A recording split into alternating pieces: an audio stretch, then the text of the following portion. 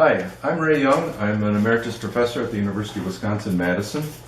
I'm continuing with my series of lectures on Polynesian cultures of the South Pacific, and today we're going to be talking about the sacred temples of Polynesia. In this series of presentations, we've already talked about the physical appearance, language, pottery, tools, hooks, and weapons.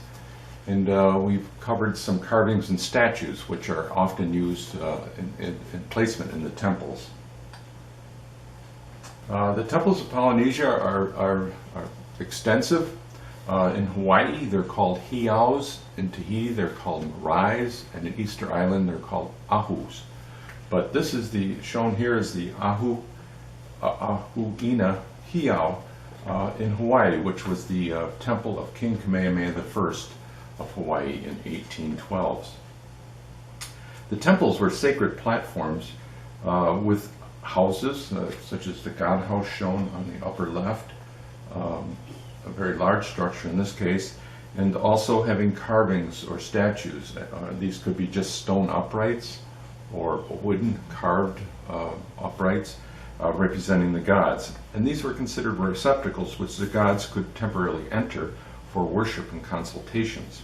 And prayers were offered in these temples for numerous ceremonies, such as the declaration of war, burial of chiefs, and reception of visitors. The temples were taboo to the commoners. Here's a ruin of a temple at the top in Kona, Hawaii. At the left is shown a drawing of a temple on Necker Island, which is an island off of Kauai, the island of Kauai.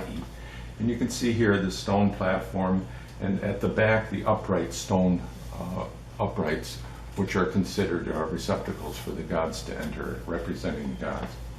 And then this is a nice drawing made by Joseph Weber on Cook's third voyage of a temple in Waimea, Kauai. You can see that it's an enclosure with a rear platform, and it has representations of the gods as wicker bundles, carved wooden slabs, and also there's an oracle tower for divine communication by priests. And this was considered a special temple, maybe of one of the chiefs or the priests. And there also was a raised platform for sacrifice, which did take place in these temples. Now in Tahiti, the temples, as I mentioned, were called marae rather than heiau. And there's another drawing from a Cook expedition on the top left of a stepped platform marae, depicted in 1797. And this was also a large temple, 240 by 70 feet, up to 40 feet high with 10 steps. However, this has subsequently been destroyed. And there's an interesting stone tiki statue found at one of the temples in Tahiti.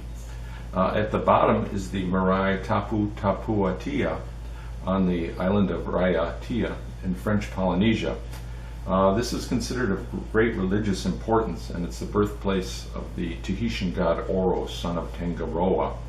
And it's also believed to be the departure site for migrations to Hawaii. Remember in our first lecture we talked about the migrations of the Polynesians from Tahiti and Marquesas as well. Now, human sacrifice was performed in some of these temples, and shown here is another excellent drawing produced by James Weber on Cook's third voyage. And you can see that in the back there's a raised platform of human skulls, so there was human sacrifice, and you can see there's a man lashed to a pole ready for sacrifice in this ceremony. There's sacrificial pigs up on a platform, and behind the skulls in the back you can see some wooden boards representing the gods as well. Also on the right is James Cook, and he's talking with an interpreter, Tupaia, who traveled with James Cook subsequently and acted as an interpreter, and he also actually took him back to England where he was a celebrity, but he died subsequently on his return voyage to Tahiti. This is the Pulamai Mound in Savaii in Samoa. It's considered one of the largest ceremonial mounds in all of Polynesia.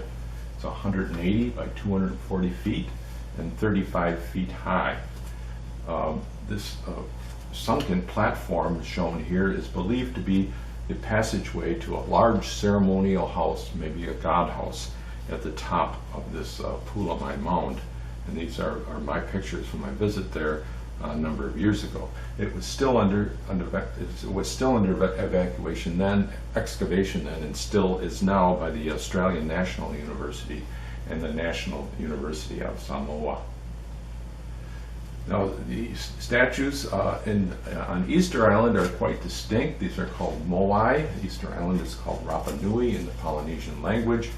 And these are somewhat different from the statues in the other Polynesian islands. Here there are legless busts with long fingered hands stretched across the stomach, as I mentioned, as we saw in the ones from the Cook and Marquesas. And they're remarkably stylized facial features with a huge red top knot. And it's believed that they came to life when the coral was added to their eyes, as shown to the right, top right depiction. Now, up to 16 in a row would face inland, and they were up to 30 feet tall and could weigh up to 80 tons. And 600 of the moai still remain, with 150 still lying unfinished at a quarry site, as shown at the bottom right-hand corner. Now, why did they have so many? They were believed to represent revered ancestors and deceased chiefs. So as the generations went on, they had to continue to build these, to honor these deceased ancestors. And this may have caused part of the degradation of the island. And so it's worth a brief look at the history of Easter Island. From 1000 to 1700 AD, they continued this statue construction, and they had a population of about 700. But by 1722 already, Roggeveen, who named the island Easter Island, statues were standing, but there was no trees, and they were already living in caves. By 1774, Captain Cook found just 650 men and only 30 women due to civil war and environmental degradation. And this degradation may have been caused by them or tsunamis or hurricanes, it's not certain. By 1862, all the statues were toppled, with just 1,000 islanders taken away as slaves to Peru, which was a major part of the population. And then they got hit with a smallpox epidemic, and only 110 were remaining in 1877. It was later annexed by Chile for sheep raising. But in 2015, there was a resurgence, and the population has reached 3,000, mostly Polynesian descendants, Spanish-speaking, but basically the economy is now based on tourism. That concludes my feature today. Next time we'll be talking about additional features of the Polynesian. Thank you.